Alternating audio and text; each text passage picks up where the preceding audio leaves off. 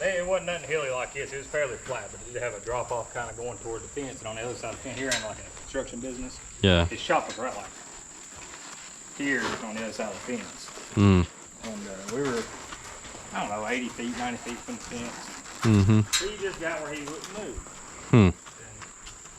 He wasn't really one you really want to take the reins and pop or nothing because he would freak out. Yeah. And I was just playing like, hopping. Come on. And I just took the reins and did this. Mm. And it barely touched his rear end. He lost it. He took off running and bucking at the same time, just full blast right toward that fence. Mm. Shop on the other side. And it all happened so fast, I had time to just bail off, Yeah. riding it. I thought for sure the momentum he was carrying toward this fence, it looked like, okay, we're about to go over this fence into this. Mm. So I braced to go that direction. Yeah. He literally got to the T-post, like hoof print at the T-post, darted to the left. Mm. And it just, because I was going this way, he went that way, and Mm. shoulder first right into that T-post and caught all 5 strands down. Oh. And he wasn't hurt. No, he wasn't the least bit sorry about it either.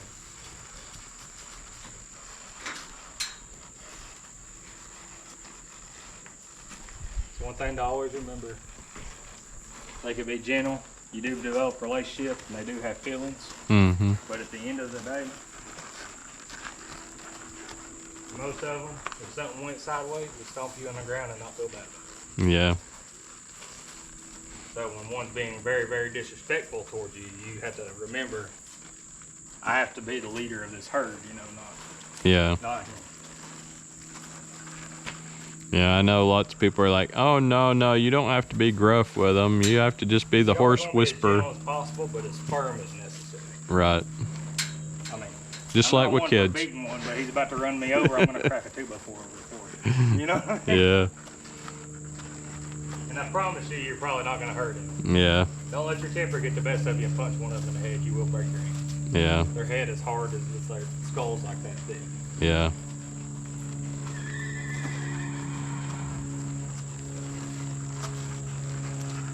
Oh, thanks for the scratch. You'll see people, you ever been around people with horses a lot, I bet their horses nudge on them and rub on them and crap on them. Yeah. They think that the horse is loving on them, the horse is showing dominance over them. So Mm. if you watch them in the field with each other, Mm-hmm. the dominant horse in the pecking order rubs on the least dominant. Mm-hmm. So they'll all the time like try to test their boundaries with you. Yeah. Basically, you want to teach them that they don't come in your bubble, you don't touch them, they don't touch you unless you ask them to come in your bubble. Mm-hmm. Hey, come on. She's like, I was going to bite that girl.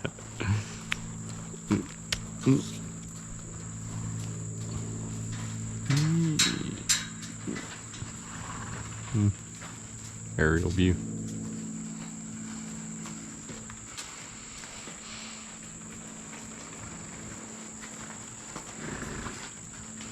So what all does your friend Alexa do? Does she tell you much about her riding I got no idea. training? She ain't got no idea is what she said. Hmm. Keep her horse over at that place.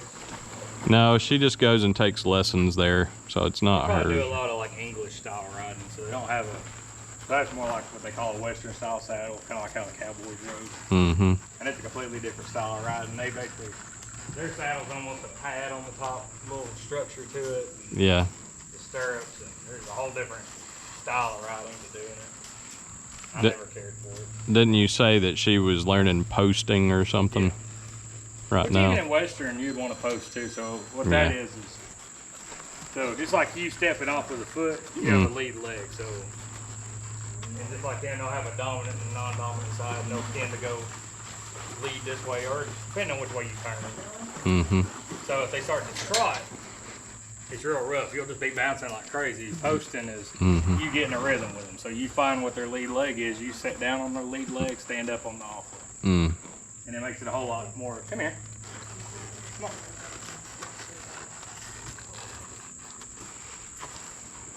Your back will thank you. Yeah. If you learn how to do it. Instead of all the jam, if they're actually moving on. Her breed of horse, if they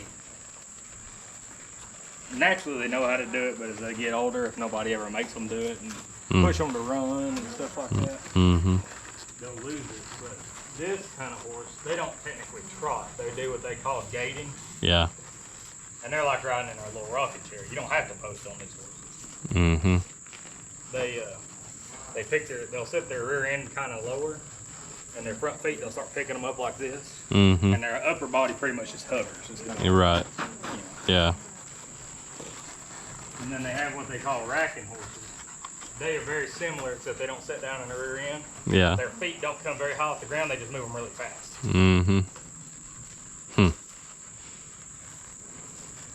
She's that breed of horse you see in them shows where they're stepping real high. Now that high stepping thing's not natural. Yeah. They taught them to do that. Yeah. Don't they do something to them to encourage that early on or something? Yeah, I don't know what the humane way of teaching that is. I've only heard of the inhumane. There ain't no way I'd ever do it to a horse. Like they would tie chains to their ankles to make them try to step out of them. They'll put padded shoes on them, puts them up in like they're walking on high heels to make them step that way. Yeah. Which is really hard on their ligaments. Right.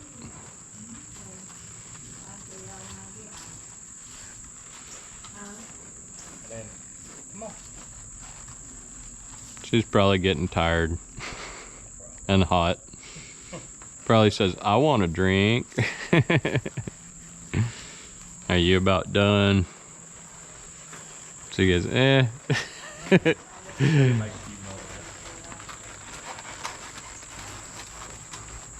want to stop because she's started.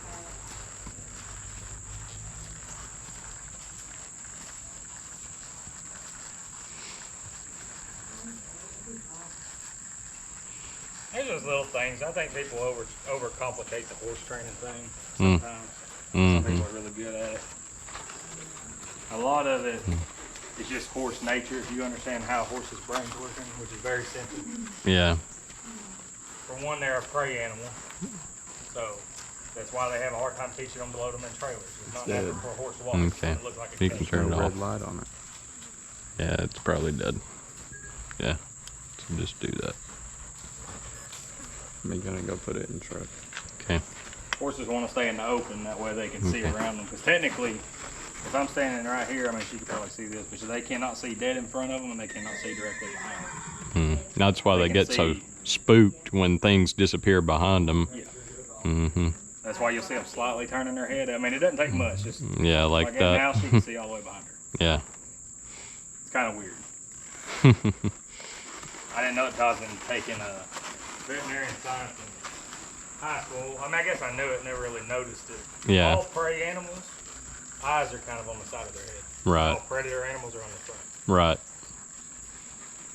But that's why they don't like going into horse trailers and things like that. You Yeah. hear people talk about, man, my horse, he's a go-getter. When we go riding with other people, he has to be in the front of the pack. You just never taught him to walk in the back. It's not natural to be in the back. Right. The last horse in line is the one that gets picked off by mountain lions and stuff. Right. They want to be in the front. Exactly. Yeah, that's good. Kind of like me driving. No, it's because Mary can't keep up. The one in the back gets stung by the bee. When you made the nest angry driving through with the first one.